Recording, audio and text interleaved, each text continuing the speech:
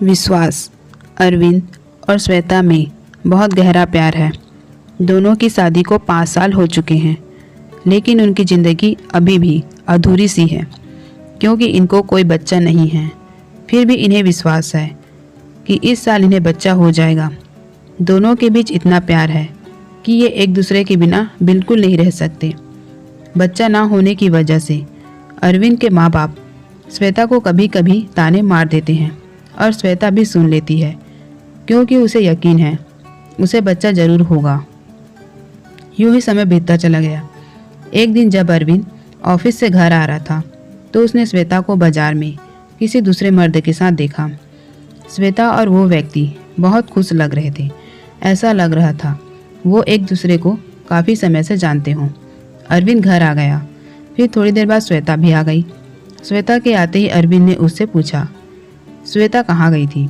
श्वेता ने हंसते हुए कहा, मैं बाजार गई थी, घर का कुछ सामान लाना था। ये सुनकर अरविंद को थोड़ा गुस्सा आया।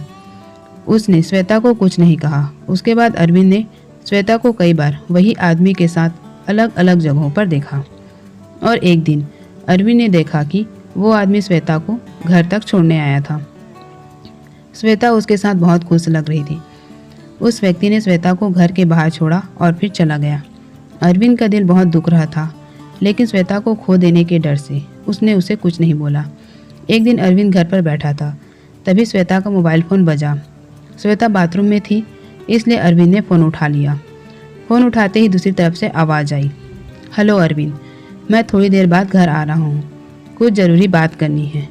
बस इतना कहकर उस आदमी ने फ़ोन काट दिया।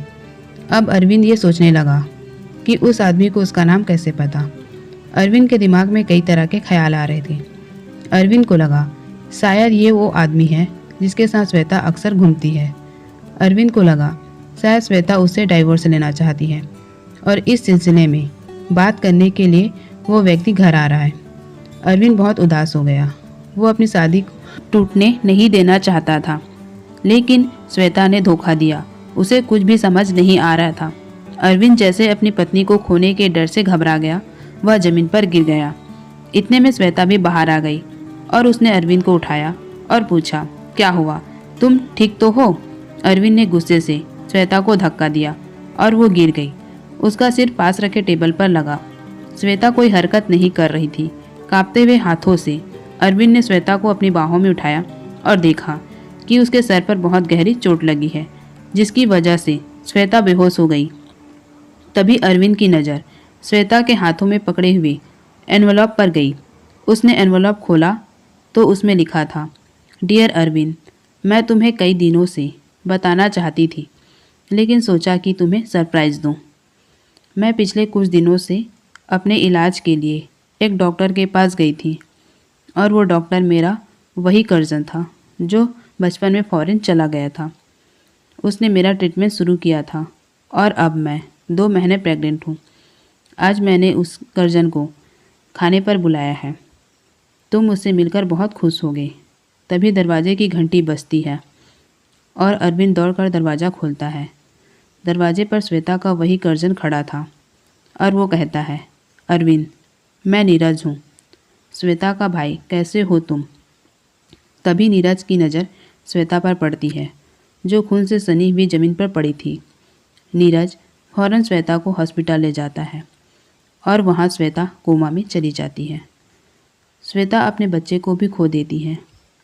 अरविंद अपना सिर पकड़े श्वेता के पैरों पर बैठा उससे माफ़ी मांगता चाहता था, लेकिन श्वेता अभी भी कोमा में थी।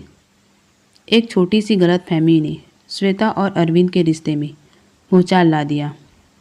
तो दोस्तों, ये कहानी हमें बहुत बड़ी सीख देती है। गहरे रिश्ते में किसी भी नतीजे पर पहुंचने से पहले अपने पार्टनर से बात ज़रूर करनी चाहिए। खामियां हम सब में होती हैं, लेकिन अपने पार्टनर पर इल्ज़ाम लगाने से पहले अच्छे से जांच लें और सबसे ज़रूरी, उससे खुलकर बात करें। आप जो देखते हैं या सोचते हैं वो ज़रूरी नहीं कि सच हो। इसी तरह की अच्छी अच्छी कहानी सुनने के लिए हमारे चैनल को लाइक करें, शेयर करें, सब्सक्राइब करें और कमेंट करना ना भूलें। पूरी वीडियो देखने के लिए धन्यवाद।